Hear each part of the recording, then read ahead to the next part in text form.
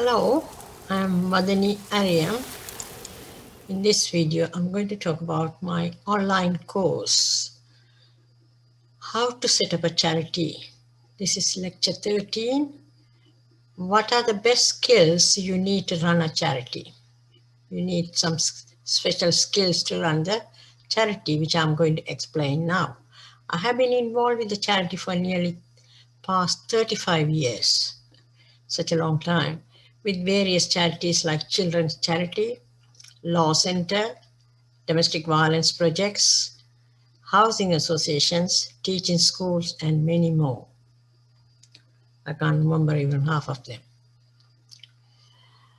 I have seen many types of people working, volunteering, who possesses many different skills you need to shine in the charity sector. But my job was dealing with the finances. I was always in the finance sector. Therefore, I didn't have much interaction with the people from outside the charity. There's not so much interaction with outsiders other than the staff and the management. That said, I have taken part in many fundraising work, events even, writing bids. I had been a fundraiser once, writing bids and fundraising for events. Do you have what it takes to make it in the charity sector? I'm showing you some excellent skills that you need to impress people who plan to run a charity. If you are interested in joining a charity, you have to exhibit your passions to the people who are going to set up the charity. If you want to sit, for example, if you want to join a child care charity, you have to demonstrate your enthusiasm to look after kids. Not every one of us can be good at looking after kids. So the same applies to any other charity sector when you join and to work for them. When you work in a charity, you come across many type of people like paid staff, management, volunteers. So you should be able to, you should have people skills to get along with them and get the work done as the best of your abilities. Therefore, you need to be able to treat the people and manage them as well, because you'll be dealing with outsiders a lot.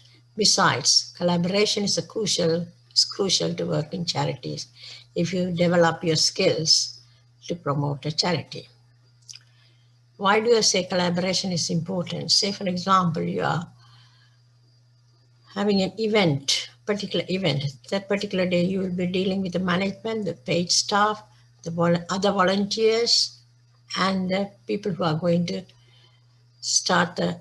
host the event, and the event also, when the event is going on, you have to be you'll be mixing with the people who are running the event. When you run a charity, you need to give enough publicity about the work. So you should have another skill you should have is written and communication skills. When you're running a charity, you should be able to give publicity. Publicity in the sense, it's not paid advertising. Charities can't afford the paid advertising, because they run the charity on donated funds. So you should be able to talk about the charities when you go out to other people's events or the charity event, your charity event. You should be able to talk in public about the charity, what you all do and how it affects how it is supporting the community around the particular charity. Yeah, because you'll be supporting the underprivileged. If you do not bring out that to the world, if you don't talk about it, and if you don't bring out that to the world, how will they know about the charity? Nobody will know about it. Therefore, you need to employ with good communication to talk about charity purposes to outsiders. That comes along. And not every volunteer can do. Some volunteers will be able to good extroverts, and they should be able to talk about it. So they have good communication skills. And also, if they want to give advertising, the flyers and everything, you should be able to write, have good communication, good writing skills as well. Many people chose to work for international charities. The people hire volunteers from other countries to run their charities. So if you like, you can travel about when you are doing the charity volunteering work. You will find it easy when you have the communication, when you have good communication, at least in one language, you should be able to communicate with them properly. A positive and flexible person can be beneficial to charities because charity means, of course, there's a job description, everybody is given a particular job and everything. But if there is a big event holding day, so everybody get together and leave their work and should be able to contribute to run the event properly. You should be, if you can be a speaker, you can be you can provide food for the event. So many things are there. You can do all that. You can organize the food suppliers to bring the food free. Some people offer the food free. So all that needs flexibility in the work, the commitment you are to the charity. If you are working for a charity for paid staff, you are committed to the charity. If you are volunteering, you are committed to the charity. When you are committed to the charity, whatever the events happening, you should be able to be flexible and supply yourself to help them. That is the flexibility comes a crucial when comes crucial when working for a charity. It would help if you are a natural organizer. There's no two words about it. The events and the fundraising things happen. So you have to be able to organize everything very well. So good organizer and manage the volunteers. The volunteer coordinator will be there. Charities for school events for school kids when they come from school or weekends. They are mature kids. So you have to administer and organize the charity efficiently to have the self-confidence to act well. If not, the kids will not follow your arrangements. Yeah, of course. Charities use donors' money.